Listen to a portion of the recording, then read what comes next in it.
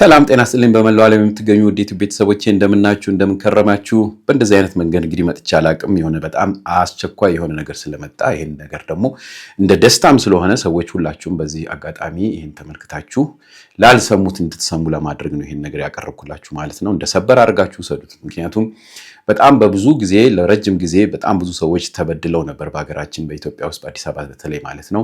ይህም ምንድነው እንግዲህ ኤሌክትሪክ መኪና እናመጣላችኋለን፣ ይሄን ነገር እናደርግላችኋለን እያሉ የሚያጭበረብሩ በጣም ብዙ ሰዎች እንደበዙና በጣም ብዙ ቤተሰብ እንግዲህ ህይወት እንደተበላሸ፣ ትዳር እንደፈረሰ፣ ሞት ሁሉ እንዳለ በብዙ አይነት ሚዲያዎች እንግዲህ ስንገልጽ የቆየነውን ነገር ሰሞኑን እንግዲህ በአንድ ጉዳይ ላይ መንግስት የራሱ የሆነ ልባት ሊያደርግ ወደ ስራ ጀምሯል ማለት ነው። ይሄም ምንድነው ፊንቴክ የተባለ አንድ ድርጅት እንግዲህ በተለያዩ አይነት ስሞች ነው የሚመጣው፣ ግን በፊንቴክ በተባለው ውስጥ መኪናዎች ከውጭ እናመጣላችኋለን፣ ግማሽ እናንተ ትከፍላላችሁ፣ ግማሽ ደግሞ እኛ አድርገን መኪናውን አምጠን አስረክበናችሁ በባንክ እናገናኝላችኋለን እያሉ የተለያዩ አይነት እንግዲህ ዘዴዎች ተጠቅመው ከሰው ገንዘብ ከወሰዱ በኋላ የተሰወሩ ወይም ምንም ነገር ማድረግ ያልቻሉና ዝም ያሉ አካላት ጉልበት ስላላቸው የተለያየ አይነት ቦታ ላይ የተለያየ አይነት ቁልፍ የሆኑ ሰዎች ስላሏቸው እስካሁን ህብረተሰቡን ሲያገላቱ ነበር ማለት ነው። በሺ የሚቆጠሩ ሰዎች ናቸው። በጣም በሚገርም ሁኔታ ወደ 600 ሚሊዮን ብር እንግዲህ ጠፍቷል ተብሎ ነበረ። ነገር ግን ይሄ ነገር ገና ያልወጣና ወደ ቢሊዮንም ሊሆን የሚችል ብር ነው እንግዲህ የተዘረፈው ተብሎ ነው የሚጠበቀው ማለት ነው። በዚህ ውስጥ እንግዲህ በጣም በሚገርም ሁኔታ የተለያዩ አይነት አርቲስቶች ስማቸው ከዚህ በፊትም በሌሎች ሶሻል ሚዲያ ላይ የሚታወቁ የሶሻል ሚዲያ አራማጆች ሆነው ነው እንግዲህ ይሄን ነገር ሲሰሩ የነበረው ማለት ነው።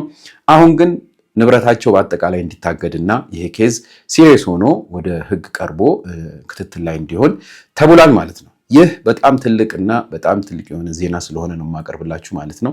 ሙሉ ዲቴይሉን ደግሞ አንድ የሆነ ወንድማችን ከዚህ በፊት ብዙ ጊዜ አቀርበዋል፣ ታውቁታላችሁ፣ በርሲሳ የሚባል ዲቴይሉን ከነ ማስረጃው ይዞ ቀርቦናል። እስቲ እናዳምጠው። በእውነት በጣም የሚገርም ነገር ስለሆነ ነው ያቀርብኩላችሁ። ወደ ፕሮግራሙ እንመልከት።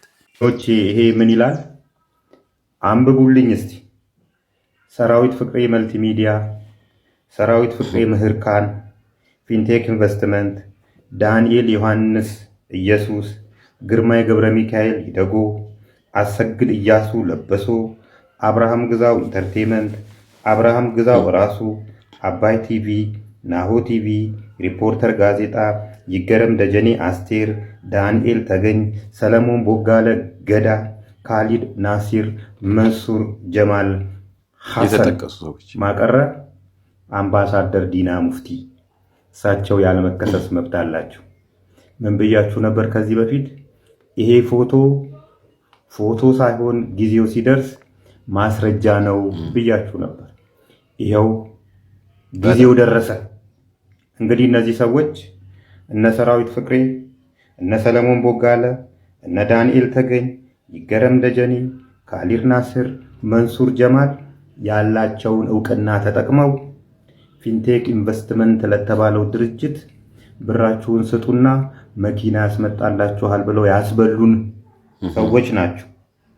ግርማይ ገብረ ሚካኤል ይደጎ ከዚህ በፊት የአስቀሉካን ትሬዲንግ ባለቤት የነበረ የደቡብ አፍሪካ የዓለም ዋንጫ ላይ ደቡብ አፍሪካ ይዣችሁ ሄዳለሁ ብሎ ብር ሰብስበው የጠፋና በኢንተርፖል ወደ ሀገር ውስጥ እንዲገባና እንዲታሰር የተደረገ፣ ዳንኤል ዮሐንስ ኢየሱስ ከዚህ በፊት የሄሎ ታክሲ ዳንኤል እንትን አመጣላችኋለሁ ብሎ ታክሲ ያስመጣላችኋለሁ ብሎ በሄሎ ታክሲ አማካኝነት ጥብ አርጎን በልቶን በዙር የመጡ እነዚህ ሁለት ሰዎች በጋራ 3.5 በ7 ሚሊዮን ብር መኪና እናስመጣለን ብለው ፊንቴክ ኢንቨስትመንትን የመሰረቱ። እንግዲህ ፊንቴክ ኢንቨስትመንት በ7 ሚሊዮን ብር ነው የተቋቋመው። መኪና የማስመጣትም ፍቃድ ያወጡት የለውም።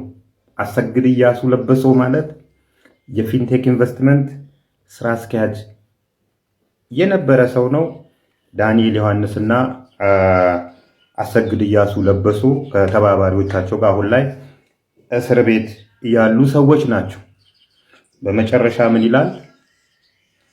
ሁሉም በኢትዮጵያ ባንኮች እነዚህ ሰዎች የሚያንቀሳቀሷቸው ገንዘቦች በጠቅላላ እንዳይንቀሳቀሱ ታግዷል። በአዲስ አበባ መሬት ልማት ላይ ያላቸው የማይንቀሳቀስ ሀብት በጠቅላላ እንዳይሸጥ እንዳይለወጥ ለአዲስ አበባ ተሽከርካሪና አሽከርካሪ ባለስልጣን እነዚህ ሰዎች የሚያንቀሳቀሷቸው ተሽከርካሪዎች መሸጥ መለወጥ እንዳይችሉ በፍርድ ቤት ታግዷል ይላል። እነዚህ ሰዎች እንግዲህ የስንቱን ቤት ያስለቀሱ የስንት ሰው እንባ ያለባቸው ስንት ግፍ የሰሩ ዛሬም ላይ በተለይ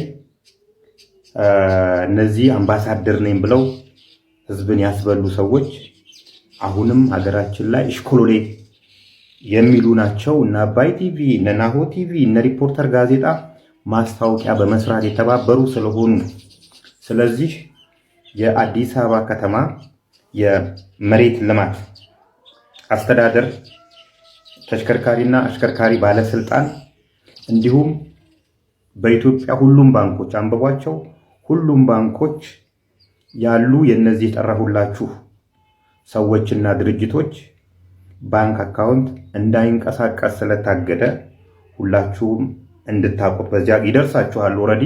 ነገር ግን የማታውቁ ከሆነ በዚያ አካባቢ መሯሯጥ ሊኖር ስለሚችል ንብረቶቻቸውን ለመሸጥ መሯሯጥ ሊኖር ስለሚችል የመሬት ልማት ላይ የምትሰሩ ተሽከርካሪና አሽከርካሪ ባለስልጣን ላይ የምትሰሩ በሁሉም ባንኮች የምትሰሩ ሰራተኞችና የስራ ኃላፊዎች እነዚህን የተጎዱ ሰዎች ታሳቢ በማድረግ እንድትተባበሯቸው ለመጠየቅ ነው። ያው እንግዲህ ብዙ ታግለን ነበረ፣ ብዙ ሰዎችን አድነናል፣ ብዙ ሰዎች ደግሞ ተበልተዋል። ያለው እድል አሁን ወደ ህግ መሄድ ነውና ጎበዝ ሰዎች ወደ ህግ ይዘውት ሄደው ይህንን ውጤት አምጥተዋል።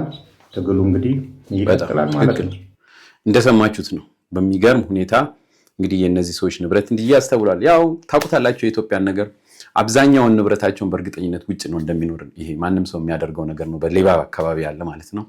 ከዚህ በፊትም እንደሰማችሁት በተለይ መንሱር ጀማል ከዚህ ከከተማ ሁሉ ወጥቶ ወደ ሌላ ሀገር ሄዶ ተመልሶ መጥቷል። ነገር ግን ያው የታወቀ ነው እነዚህ ሰዎች እንዲህ ዝም ብለው በቀላሉ የሚያዙ ሰዎች እንዳሉ ይታወቃል። አሁንም ቢሆን ፍረጃ ሳይሆን ያስኩት እኔም ቢሆን ምንድነው የደሃ ገንዘብ የምስኪን ደሃ እየተወሰደ የትም አይደረስም። እግዚአብሔር ራሱ የሚፈታው አይነት መንገድ ይኖራል። በዚህ በጾም እንደነዚህ አይነት ትልቅ ተስፋ ስንሰማ ደስታ ነው ይሄ በእውነት። ምክንያቱም እነዚህ ሰዎች ስንት አይነት ህይወት ያላቸውና በጣም ብዙ ታሪክ አለ። ከዚህ በፊት ሰምታችሁት ይሆን አላቅም። የበጣም ብዙ ሰው ትዳር ፈርሷል። የሞተ ሰው ሁሉ አለ። ንብረታቸውን የሸጡ ሰዎች ሁሉ አሉ። እና በጣም በብዙ አይነት መንገድ ውስጥ እንግዲህ ይሄ ነገር የታለፈ በሺህ የሚቆጠር ህዝብ ያለቅስበት የብዙ ሺህ ሰው እንባ ነው መጨረሻ ለእንደዚህ አይነት ሁኔታ የደረሰው ማለት ነው። እነዚህን ሰዎች ስም መጥራት ነው ራሱ የማልፈልገው። ለምንድን ነው? በጣም ብዙ ጊዜ ታምተዋል፣ ብዙ አይነት ነገሮች ላይ ታይተዋል። ብዙም ከባድ ለሀገራችን በተለይ ከባድ የሆኑ ነገሮች ላይ ሲሰሩ ሁሉ ተገኝተዋል። ነገር ግን የሚይዛቸው ወይም ኤቪደንስ ብሎ የሚያስቀምጣቸው ስለሌለ እስካሁን ድረስ ተትቶ ነበር። አሁን ግን በስነስርዓቱ እገዳ ሁሉ ተደርጓል ማለት ነው። እግዚአብሔር ይርዳቸው እንግዲህ ይሄንን ደስታ ለሰሙና እንዲህ ፕሮሰሱ ወደዚህ መስመር ሊሄደላቸው እንግዲህ ለተጎጂው ህብረተሰብ በሙሉ ጥሩ መልክ የሚይዝላቸው ነገር መስሎ ይታየኛል። በተረፈ አዲስ ነገር ካለ ወደፊት እንደዚህ ቀረብ አደርግላችኋለሁ። መልካም ጊዜ ይሆንላችሁ። ደህና ሁኑልኝ። በኔ በኩል ፊንቴክ አሁን በሌላ መንገድ ስለተያዘ አሁን ብዙ ባናነሳው፣ ምክንያቱም አንተን አምኖ ሰርሽ ኮን ያስተዋወቀው ታይተህበታል። ይሄን ቋንቋ ብዙ መጠቀም ከባድ። ምክንያቱም እኔን አምኖማ ቢሆን እኔ ያስተዋወኩት 80 ሚሊዮን ብር ቤት ይገዛል እኮ ሰው አይደለ? አቅሙ አይደለም ያኔ አይደለ? ኤግዛክትሊ ተውቶ ብንል ማሰማን ያገር ጣሙን ማንቀማን ውሎ አድሮ እንኳን ከገባን ተረትን አለቀ ስንቅ ሰበቅን ጠቆምን ደቀቀ ዝቅ ከደም ዘራችን ጠበቀ ልቅ ትቢት ልባችን ዘለቀ ውድቅ ሀገር ምድሩ ደበተ ሸፈተ ጥላቻ ከፈተ ከረፋ ሸተተ በዘር ገመሰ በሃይማኖት ከተተ በሰው ወርቅ አጊጦ ሊዋብ ተመላጦ በሰጡ ተውጦ አልባል አምጥቶ ራሱን ተቆርጦ ለፀጉሩ የሚጨነቅ ማሰቢያ ተነጥቆ በቁም ቅዠት ተሽመርምዶ ወርቆ